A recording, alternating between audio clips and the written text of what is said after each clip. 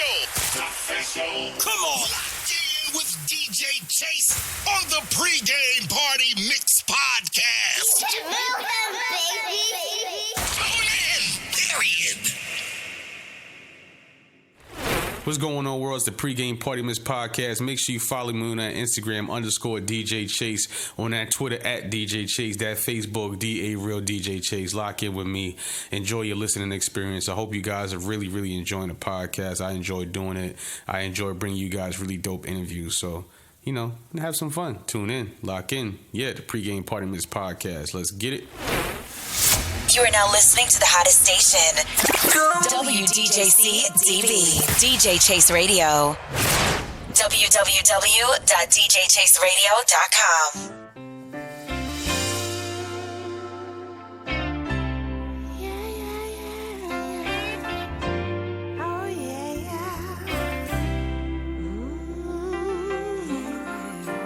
Time will surely be tough out here. You will suffer through much rejection, causing you to have fear. You might have heartbreak and struggle, and you might shed some tears. But that's how you know that your blessing is near. So don't you never give up. No, never give up. Oh, I never give up. No, never give up.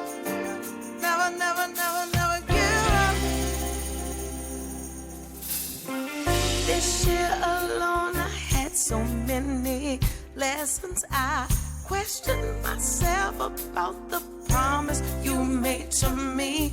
Won't take to heaven. Had me making decisions that just don't reflect the person you call me to be. So I did some soul searching and looked in the mirror. I got myself together and turned my life back on.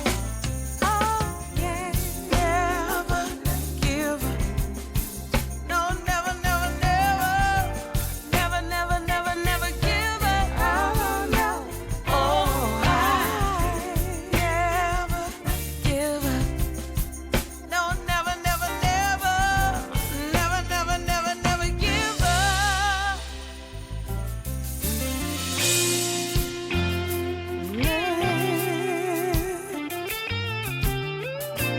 Never. Sometimes you gotta cry. Sometimes you gotta testify. And even when you don't hear back, you know it's gonna be alright. Sometimes you gotta wonder why professing on me on mine. The Holy Spirit heard you. You know it's gonna be alright. I hear from you and see the way so much clearer. With faith enough to tell it in a minute just go. And now I never give up. No, never give up. I said I will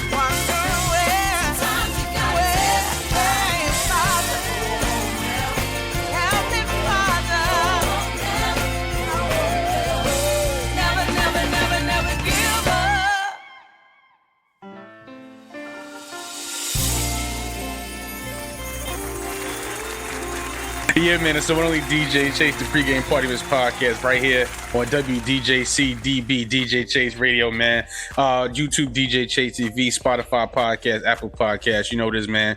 But enough of that. Today we have the super talented, the awesome, the lovely comedian, songwriter, actress, TV host, radio personality, voiceover producer, and content creator. She was voted one of the top plus 35 plus funniest female comedians in the United States, Miss Dell Harrison. How you doing today? Woohoo! That person seems like she be working hard out here. Nah, you definitely be working hard. You got a nice long career, long everything, man. So first of all, how you feeling today?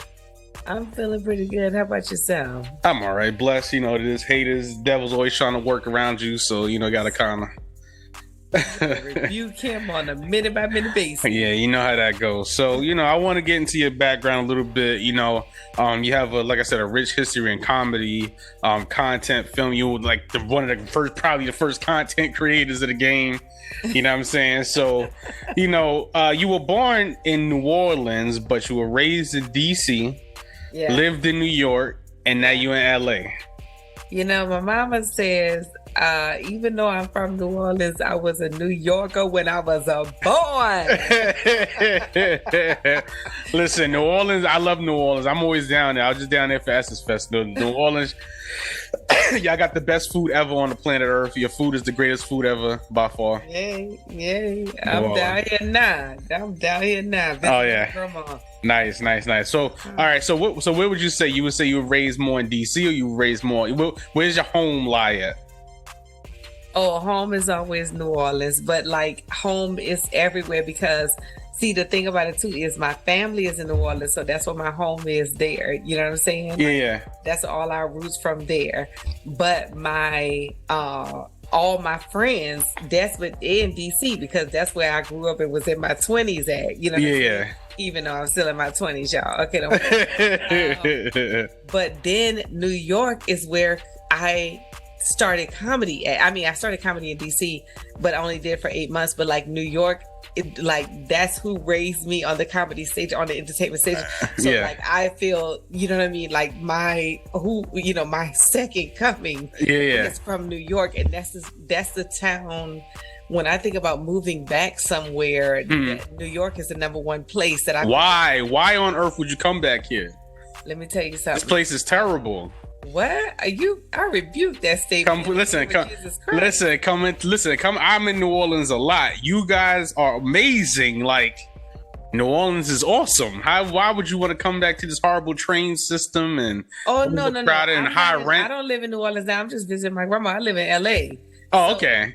But the thing about it too is I was saying that, and let me just tell you why, because of the Four Seasons, like I never thought I would be a person to miss cold. I'm from a hot climate. Yeah, I've been in a hot climate all in New Orleans or whatever. But DC has the cold too. But when I think about the Four Seasons in New York, the big city, because what I really love about LA is it's like the New York City, the big city of the New York City, but with this New Orleans city, the small town feel. You know what I'm saying? It's a big little town. Everybody know each other. Yeah. We met, we worked together somehow, some way. It's huge. It's a huge city, but a very small town. So that's what I love about the combination. But like what I think about New York, there's just, I don't know. I just definitely see myself not moving back there anytime soon. Of course, I'm moving back there, to get me a house on a hill somewhere, because I want to move back. But I do, I definitely can. Well, also too, my mom lives in New York, so okay.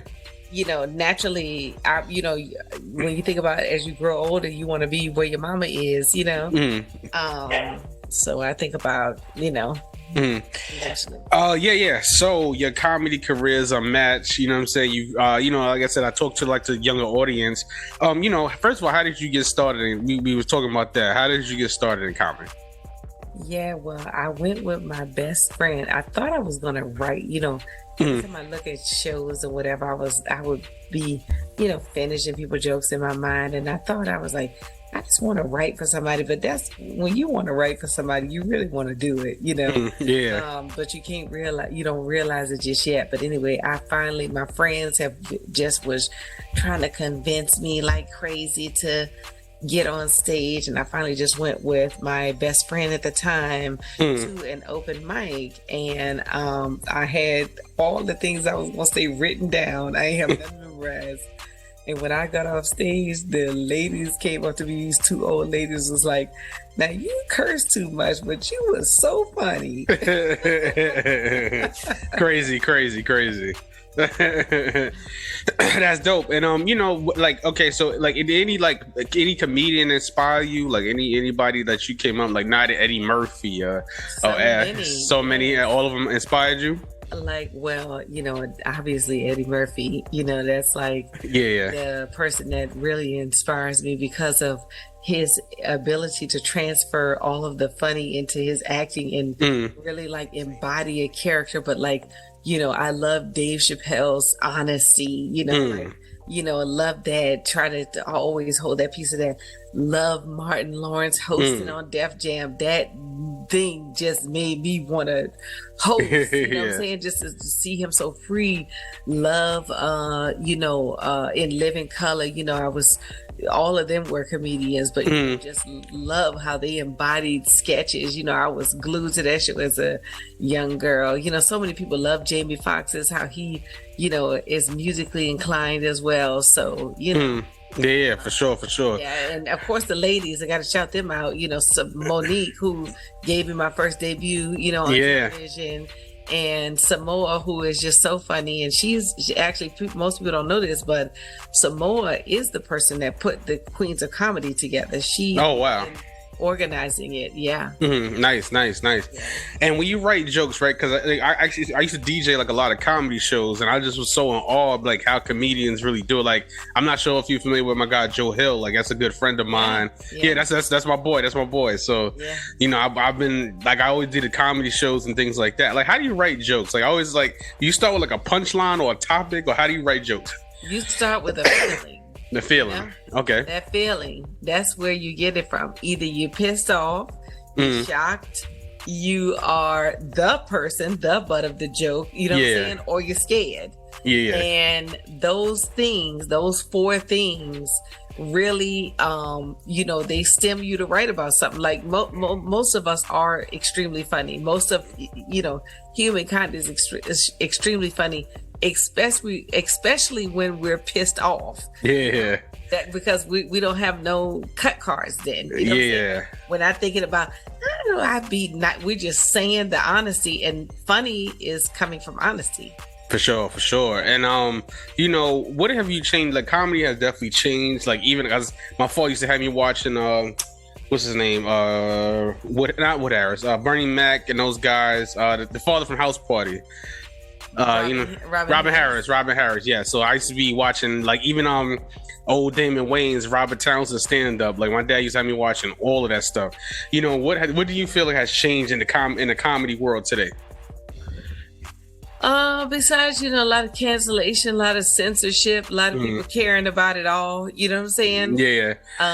It's really the care. See, back then, they had complainers too, but they didn't care. You know, it was new, and the world did not care. So the world was more on like, say that. You know what I'm saying? Yeah. But now, you know, now we are in a time where, you know, we do have a lot of revealing of people's backstory. So, you know, when you're saying things about a particular group, that group might have experienced some, you know, tumultuous hardship. So now they, you know, they're like, how they gonna say that after I've been through this isn't it? You know what I'm saying? So you have all that.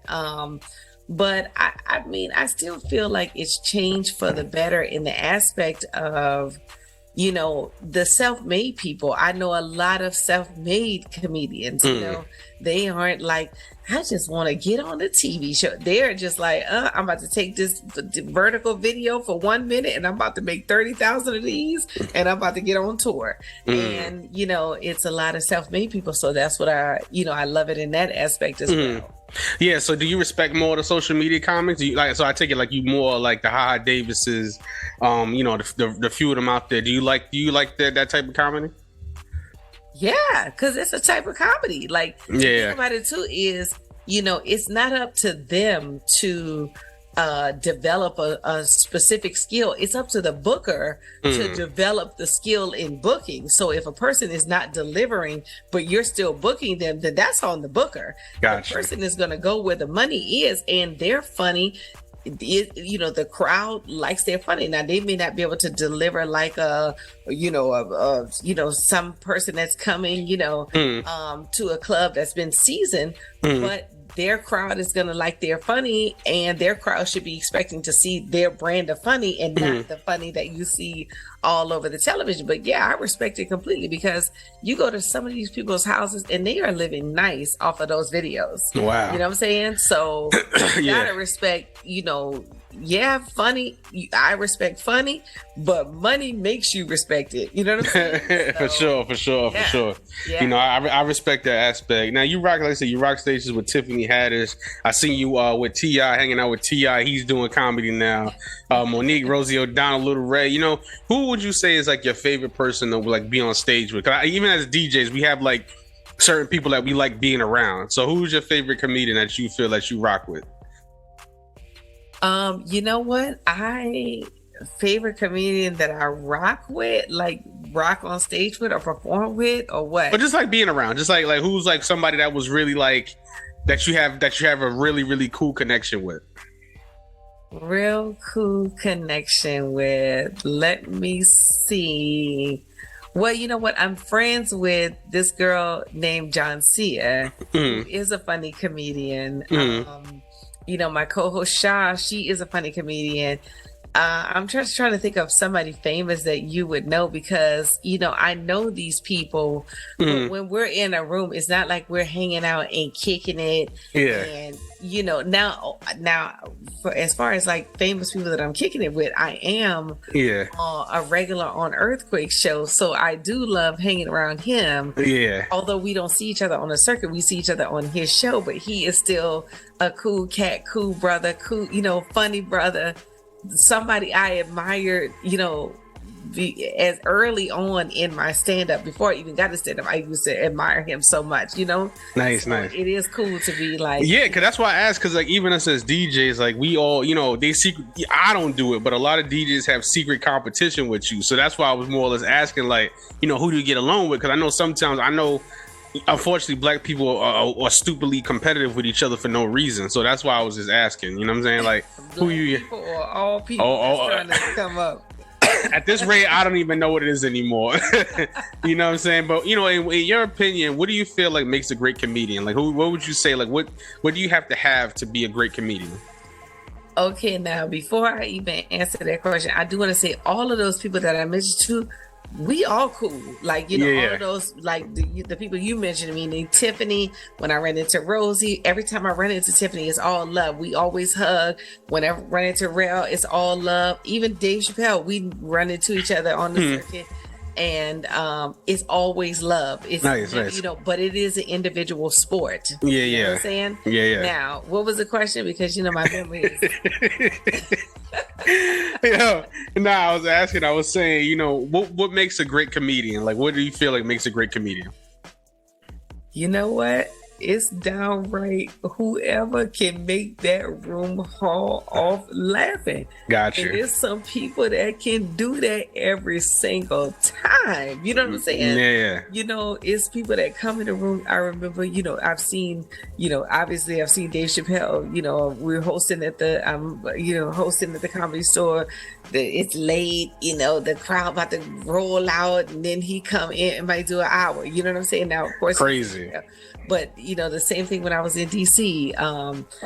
Tony Woods would do the same thing. You pop up, it doesn't matter if the crowd is rude, rowdy or unruly. He can definitely jump on stage and find his way in and control the crowd. You know what I'm saying? And I feel like that what makes a great comedian to me is when you could go to any crowd and not just because they're unruly, but I'm talking about, your senses, because you have to read the room. So sometimes you get stuck and it's like set, you're like, oh, this is my set.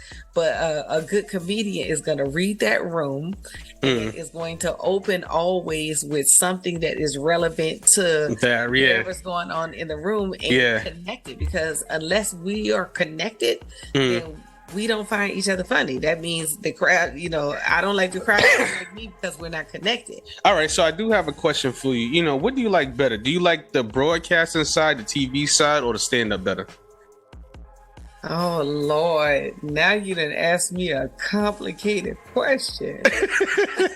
Well, you on Fox Soul, you on TV, like. I know. You know what? I love it all, but that I'm gonna tell you that when I can't do stand up, that's when I'm not the same. Gotcha. Because I need to hit a stage here and there. You just need to, because it's really not stand up, it's really therapy. You know what I'm saying? So I do. I'm hitting the stage to just talk about whatever I'm feeling right now. And sometimes I'll hit a stage as a singer to talk about what I'm feeling right now. Like, I don't y'all, before I bust out this song, I just need to tell y'all what I've been going through. And it's funny because I was going to ask, that was actually one of my questions too. We're going to get into the music. In the comedy part, what has been probably, you would say, the hardest part of your career thus far? Like, just like one thing that you feel like, if I would have like told my 20-year-old self, what's like the hardest thing that you've dealt with thus far? You know what? I would tell my 20-year-old self, go ahead, like, don't go to stand up and then go to the TV, go right to the TV first, because it's going to take you a while. Yeah. Not going to take you a while. It might take you a while to break in, to master the skill. So just start with that number one and then do stand up, but get in those classes, learn that and master that, because the thing about it too is you need to be a known face. Otherwise, you're going to be 62 years old, still calling people for $100 spot. You know what I'm saying? So you could, perform, and that is not like, as you grow older, because that's what really made me change my whole trajectory in the career. I'm not a person that, I don't want a writing job. I want to be in front of the camera. That's where the Lord is my, that's why my ministry is, in front of the camera. I want to write if I'm a part of a show, like somebody cast me as a sketch show. That's where my writing comes into skill. But like to sit down and just to, be writing every day and show up to work a 9 to 5 and then write, like, that's not what I'm passionate about. What I'm passionate about is either performing stuff that I create or, bringing to life something someone else created. So I would tell my 20-year-old self, go right on for that immediately, because you want to go ahead and get ahead of it and be the known person. And then you could be mastering your stand-up skills, at night along with it, because a lot of stand-ups, we love it. It's like a drug. We get addicted to it. Doing it, you look up 15 years later and all you've been doing is stand-up, and you still need to the TV training, known. Like you need to figure, like, you do a spot on the show, that's one thing, but there's a reason why somebody that's on TV every week that ain't never done stand-up can get booked in the club, and it's because their visibility, people know them, so the booker is like, oh, they'll come see them. Now, of course, it's not all about bookings, but when you are passionate about wanting to perform and you need to retire, because we're getting older, so you have to think about, how do I get residual income coming in? How do I live off of my craft? Because sometimes you can tour, but touring when you're not known isn't exact change life. You know what I'm saying? So you need to figure out a way of how you get how you get booked for major money, and then how you get your face out there and start getting, things that pay you residuals. So some people do go into writing, some people go into acting. There's so many different avenues that you can go into, but I would say to my 20-year-old self, go into them right now. Don't get 10 years of training and then go into it right now. Yeah, facts.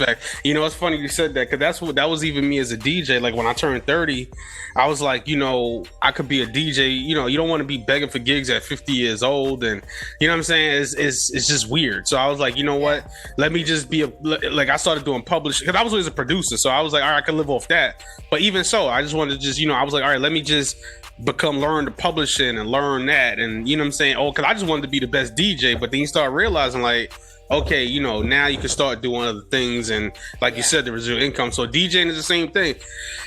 And I coach a lot of artists too, because even rapping is becoming like that. I'm telling artists, like, you got to start focusing on branching out in different streams of revenue. Like, you know what I'm saying? Like with the touring, if anything, COVID showed you that you have to have some really, really creative online income to come in this world, you know? Yeah. And do you like where comedy is today? Like, do you feel like comedy is in a better place today, or is like so-so? You know, as an only child, I'm so consumed with myself.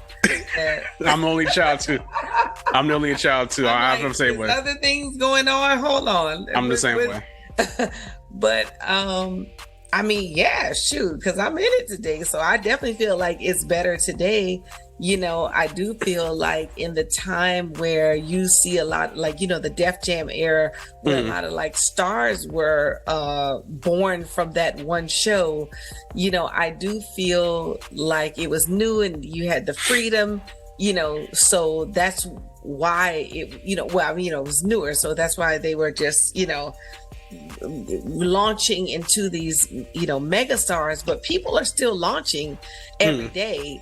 You know, they're still strategizing and launching, and it's happening every day. So that's what's so good about comedy today, because, you know, there's a misconception of like, oh, it's just gonna be one person. No, it's like, you know, when you're in LA, that's one thing you see is everybody's working everywhere. Like, of course, not even in LA.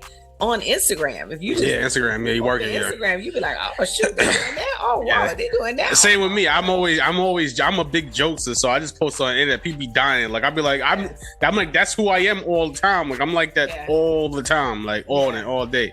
You know, so I'm a Cancer, so and I was the only child, which makes it even worse. So I just be like in my head.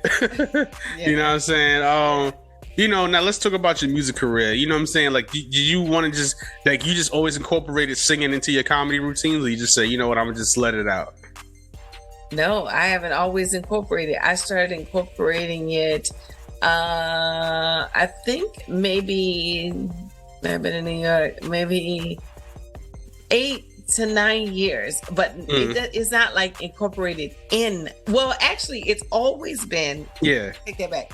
It's always been incorporated. I will sing a little bit, you know, something funny. I might, you know, sing, you know, a tag to a joke. Yeah. But as far as like my music, where I like bust out a straight song, because I don't sing funny songs. Yeah. I sing songs, and if they happen to have a funny lyric, it's because I'm just a funny person, but I didn't mean for it to be funny. It just, I'm just a funny person.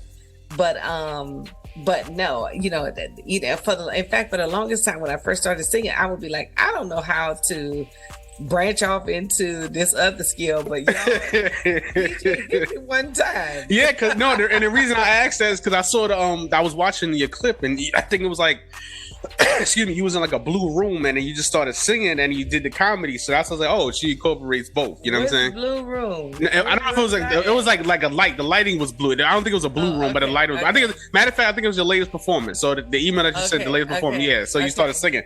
So that's why I was asking. I'm like, okay, because you know, and then also too, you know, Little Duval, he's always done that. So that's why I was like, okay, because when he was on Comic View, he was always singing on Comic View when he had the dreadlock. So that's why I was just like, okay, she probably, you know, incorporates the singing and the music, you know, I mean the comedy, excuse me. Yeah, I just do you know, I will bust out a song at the end and be like, hey y'all, here's this other skill I got. But I don't be like, I got this remake that I did about, and it is, you know, it's about some fat girl that's eating ice cream. Like, I don't do that kind of. You do real songs, actual songs for sure. Those are real songs too. But yeah, I do actual like songs that I want to be placed on the radio. Yes. Yeah. And I want to ask this question before we get out of here, because we definitely gonna do this again. And you're actually a good person to talk to. You're very therapeutic to talk to. So I definitely want to have you on. Like, do you ever think about putting out like a comedy album? I do have a comedy album running on Sirius XM, actually on 3 channels. Yes. And I got a joke that's running that I sold to these other people called Comedy Juice that's also running all over Sirius XM and in some grocery stores and Walmart and whatever. So I am working on my next comedy album.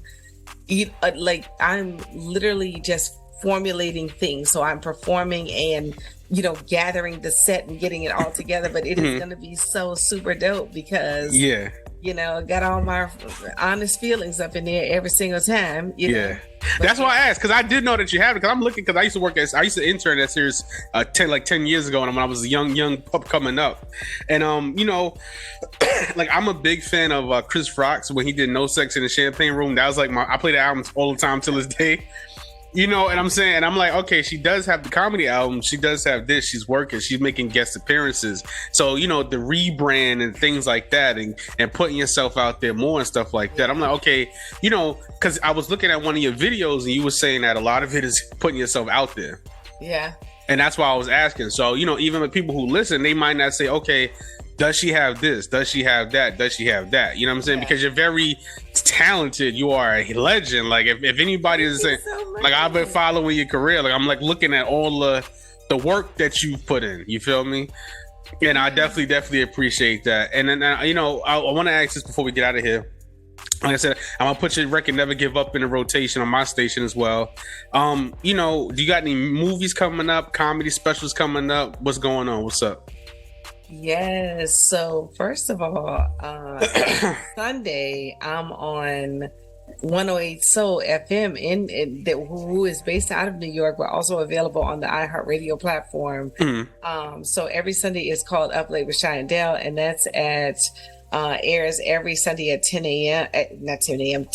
p.m. Eastern Standard Time, which means 7 p.m. West Coast time. So you can find me there. But then I'm going to be in this new movie called Sisters, which is directed by Jamar Hill. And I'm like so super excited to be working with his brother and to be included in the cast. So we start filming that in October.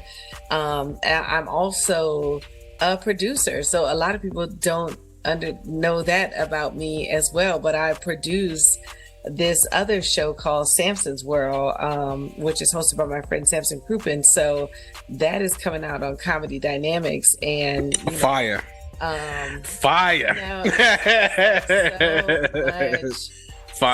So many things that I'm doing. I just was actually in Big Ja's movie called The Lesbian Homie, Bounce Back, which is like the part 2 of The Lesbian Homie, and that came out on momenthouse.co, but now it is on Big Ja's channel. So it's just like you be out here and you be working, and and everything just be for sure, Mama. Miss Dell Harrison, thank you so much. I know you gotta go. I know you got things to do, things to check in. We're gonna do this again, more cooler when you got some free time for me, because I want to feel special. No, I'm joking. But like I said, where can people find you? Of course, with the social media, plug everything now. Y'all, the main thing to find me on is my website, IamDelHarrison.com. From there, you can link to every single thing, and that's actually my handle. I am DEL Harrison. That's on Instagram. That's on Twitter. It's if it's on Facebook and TikTok, it's I Am Del Harrison Official. So, but you can, if you put that in, it's gonna pull me up. So, find me there. Find my song "Never Give Up" on all platforms and put it on y'all playlist. Rotate it and send it to y'all cousin that's a DJ on that radio station. And tell him to play it too. And send it to y'all uncle that is on TV. Okay, and tell him to play it too. There we go, man. It's DJ Chase, the pregame party Miss podcast with Miss Del Harrison, man. Thank you so much, man. DJChase.net, DJChaseRadio.com, Our Heart Podcast, Spotify Podcast, and Apple Podcasts, and YouTube DJ Chase TV. Yeah, man. It's the one only DJ Chase, man. You know this, man. You're now locked in. DJ Chase Radio, the new audio home for the creative, man. Keep it locked. Stream 24/7. Let's go. We are lit. Keep it lit. You are now listening to DJ Chase Radio. Turn your radio up. The home of the creative. Tune in 24/7.